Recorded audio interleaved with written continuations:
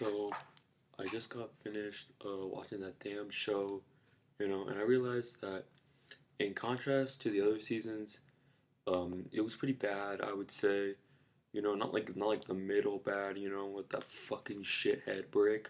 Okay, but I would say that it wasn't as good as season one, cause season one was just supposed to be an international hit, and it was really different from like the American shows like Breaking Bad, where you got these really like these good characters that have to do bad things, you know, and instead in this show, everybody has done something terrible, is getting put into these games and have to be entertainment for even worse people, which, whoa, it just makes you feel that magic of, seeing people that are stressed out and in trouble. But it's a great show, and it's, you know, had a good ending too, how at the end of like, the show, it leaves like a little ambiguous ending there, and it could have like left it off there, like in the Truman Show, how like you never get to see how Truman's life is after he leaves the dome, But I'm glad we did, cause like in season two, you know, it tries to like wrap up those loose ends, okay, and it tries copying the charm by copying the characters, but with new cast members and new actors, which I really enjoyed, cause I really like the characters were good in that season, I guess, And the great part about season two was the bond that all these characters had with each other, You'd see them talking like they've been buddies for years when they only met a couple of days ago, Well, except for the one guy, he was buddies. It doesn't matter, But everybody, season two was peak, and certain problems start with season two because of the detective. He gets shot at the end of season one, and then in season two, he's on a boat for the whole time, trying to find the island, but he can't. And for 4 years, he's looking for the same island with the same guy. And the second they get someone to help, boom, they find the island, and he doesn't find that suspicious at all. Something just doesn't add up there, But other than that, season one and two were peak, you know. But there wasn't even supposed to be a season two, you know. But just like in the show, he had to take on a burden to make more money. So season three is ass. It is diabolically cheeks. Okay, I think it might have been more fun to watch somebody like put a donkey out of its misery than watch season three again. Okay, they tied up all these loose ends worse than a toddler tying its shoe. Okay, because three of the most important characters die in like episode two, and then like the mom of the son guy, she kills herself. So make that four dead bastards that just like murder each other. Okay, and it just feels empty because there wasn't really that much dialogue afterwards. And that really pissed me off. Because it just lost all that magic that season two had. Because there was nobody to give a shit about afterwards. And then, the front man, he's gone. The guy, he's dead. Like his best friend, he died too. So they just barely talk. And then, like, 4, 5, 6, he just aura farms the whole time. Every single shot, he's like this. Like, chat, he cannot be doing this. And then he goes after 388. And the conflict feels kind of shallow because, they really bastardized his character. You could tell that he wasn't actually a Marine and he just tried to feel cool. But that kind of added to his character where he, like, chickened out, But now it's treated like he was, like, the world's biggest pussy of all time, Like, chat, I don't think it was his fault that he didn't want to go back into the death trap that is the Squid Game hallway. Literally everybody died in there, okay? So, yeah, and then afterwards, okay, there's the stupid fucking rope game and that goddamn baby that I hate. First off, the baby is just there to pull on your heartstrings and make you go, oh no, I don't want the baby to get murked. But, spoiler alert, the baby doesn't get murked, which is low-key the saddest part of the show. Because, the pregnant woman, she dies after twisting her ankle and they force her to play jump rope.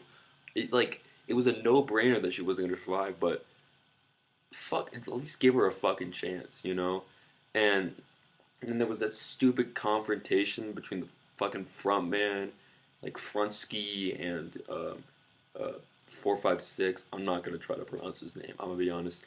And that one just fucking sucked because you'd think there'd be conflict, dialogue, but instead he just like gives him a knife and then he tries to like kill him. And they do that stupid ass movie trope where they're like, "If you kill me, nothing's gonna change." Like, chat, they killed Hitler in World War II. World War II didn't end there, but the world became like a better place afterwards. And they still continue the Squid Games after he dies. So like, I, what the fuck was the point? If his point was to end the games, like I didn't fucking get that part. And then the next part I didn't get was Namgoon, and then Minson. I don't think I'm pronouncing those names right, but those two guys were fucking chickens and pussies, okay? Because they were druggies. And I know what you say, oh, drug addiction, yeah. I don't even care. They butchered these two characters into mindless druggies, and I think that wasn't fair.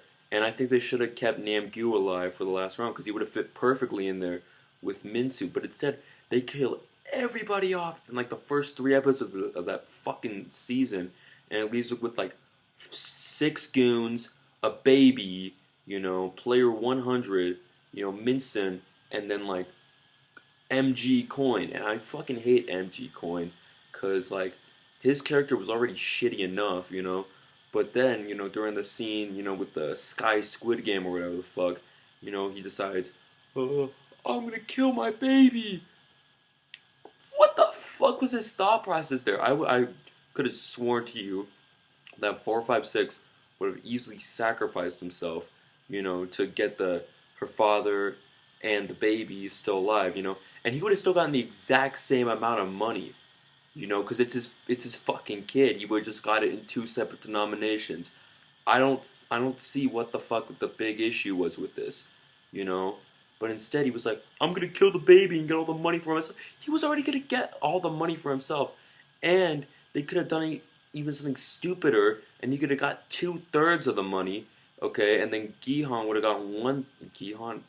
I don't think I'm saying that right. 456 would have got 1/3 of the money. If they killed player 100, they kept 100 alive, took him to the 3rd platform, and then killed him there, everything would have been peaches and cream, but instead they decided to kill everybody on that platform, and it leaves us with the trifecta of bastards, That season just pissed me off. And then the detective, he finds the island, he's only there for like 3 fucking minutes before they blow it up, and none of the bad guys get punished, only the good guys, the people you were rooting for, dead. Okay, the stupid baby and the VIPs, which were the most shitty characters. I don't know why they were speaking English, but then they got dubbed over. And the worst part about their character was the fact that like anytime they were talking about like, why don't we just kill the baby? My helicopter was 2 seconds late. Like most annoying fucking characters of all time. I could not wrap my head around who the fuck was writing these people. Now, how could greed ruin a show like Squid Game? See, Squid Game was like your favorite shirt, You wear it and it's nice and peaches and cream. That was season 1. Season 2 is like if your shirt just had a small stain on it, No one would notice it and the shirt still looks pretty good. Now, season 3 felt like, what if your shirt was neglected at the bottom of the hamper, okay, and you just had to pick it up, take a selfie with it, and then throw it back on the ground, and there's stains all over the back of the shirt, That's what season 3 felt like, because Netflix was milking the series for more money. It was already going to be, like I said, an international hit from the start, but I felt like season 2 and 3 were more catered for an international audience than the first seasons, which kind of made it like lose its magic. And season 3 was way rushed, killing all the characters in the 2nd episode, like really just clipped off all of its potential there, And the only reason why they did it was, to split the season in half was to create speculation, and have more people subscribe, because if they could get you subscribed for 6 more months, you could watch season three, or to get you to two separate subscriptions. You wouldn't just subscribe for 1 month, you'd have to subscribe for two, you know, and I think that more represents what the show represents, greed, you know. These people are so greedy that they will ruin something that was a-okay to begin with just to make more money, which stinks because I don't think that movie producers and the people that run the media and TV should be able to take a franchise people love and then recycle it, take out all the ideas, remove everything that made it special, and then leave it back to us and say it was as good as the original when it's not. It really ain't. And all they're trying to do is make more money. This happened with Star Wars. This happened with a bunch of things. And I just can't believe it. If you really want to see a good example, the Police Academy series. It was already a mid movie to begin with, but they made like 7 of them, and they all sucked afterwards. So, yeah, I guess the show really shows us, production and everything else shows, how people would just do anything to take advantage of people for more money.